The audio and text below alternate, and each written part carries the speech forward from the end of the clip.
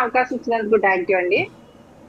ఎందుకంటే జగన్మోహన్ రెడ్డి గారు తీసుకొచ్చినటువంటి డైవర్షన్ పాలిటిక్స్ ని ఎవరు పట్టించుకోరు సార్. అంటే తాత్కాలికంగా కూటమి ప్రభుత్వం తీసుకొచ్చినటువంటి అనేక అంశాలను గతంలో కూడా చూసాం సార్. కానీ ఇవాళ అమరావతి రాజధానికి విషయానికి వచ్చేసరికి చట్టబద్ధత తీసుకొచ్చినప్పుడు దాన్ని డైవర్ట్ చేయడానికి జగన్మోహన్ రెడ్డి గారు ఎలా ఒక డైవర్ట్ చేయడానికి మాట్లాడారన్నది మావిగాని అనేటువంటి ఒక అంశాన్ని తెర మీదకి తీసుకురావడం జరిగింది.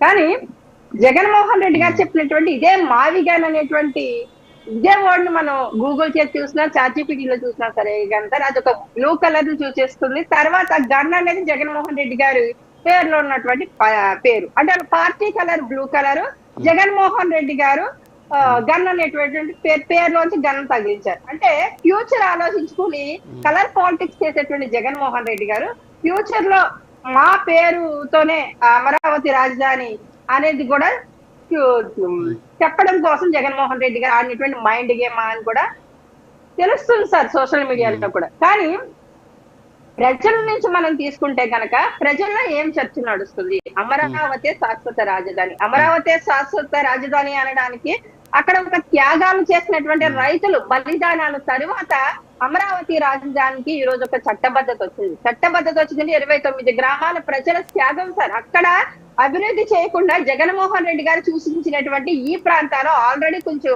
అభివృద్ధి చెందినటువంటి ప్రాంతాలు. కానీ ఇది మా అమరావతి మ్యాప్ లో కావచ్చు ఒక విజనరీగా ఉన్నటువంటి గౌరవ చంద్రబాబు నాయుడు గారు సీఎం గారు కూడా ఒక విజనరీగా ఆలోచించేటువంటి వ్యక్తి కాబట్టి ఈ జగన్మోహన్ రెడ్డి గారు మావిగాని అనేటువంటి ప్రదేశాన్నో ఆ ప్రాంతాన్నో ఓడ్నా మాకు చూపించక్కర్లేదు సార్. ఆల్రెడీ మా విజన్ లోనే మా కూటమి ప్రభుత్వం విజన్ లోనే ఈ ఆయా ప్రాంతాలు ఉన్నాయి కాబట్టి అది ఫర్దర్ గా డెవలప్మెంట్ కి తర్వాత వెళ్తుంది. కానీ 29 గ్రామాల ప్రజల త్యాగం తర్వాత ఏర్పడినటువంటి అమరావతి, రైతుల ఉద్యమాల తర్వాత ఏర్పడినటువంటి అమరావతి రాజధాని డెవలప్ చేయకుండా ఎక్కడనో ఒక అభివృద్ధి చెందినటువంటి ప్రాంతం ఉంటుంది సార్. కానీ అక్కడ డెవలప్ చేయడానికి కొత్తగా వచ్చేటువంటి ఈ ఇన్ఫ్రాస్ట్రక్చర్ కి సంబంధించి అక్కడ ప్రాంతాలను ఖాళీ చేస్తే రోడ్డు మీదకి ప్రజలు వచ్చి దీనికి వ్యతిరేకత తిరుగుతారు. కానీ త్యాగాల తర్వాత ఆ భూములు ఇచ్చినటువంటి రైతులకు న్యాయం చేయకుండా అంటే అభివృద్ధి చెందిన చోటే పెట్టొచ్చు కదా అని జగన్మోహన్ రెడ్డి గారు చెప్పొచ్చు. అంటే సౌత్ ఆఫ్రికా లాంటి డెవలప్ అయినటువంటి ఒక కంట్రీలో ఉన్నటువంటి 3 రాజధానుల అంశాన్ని తీసుకొచ్చి జగన్మోహన్ రెడ్డి గారు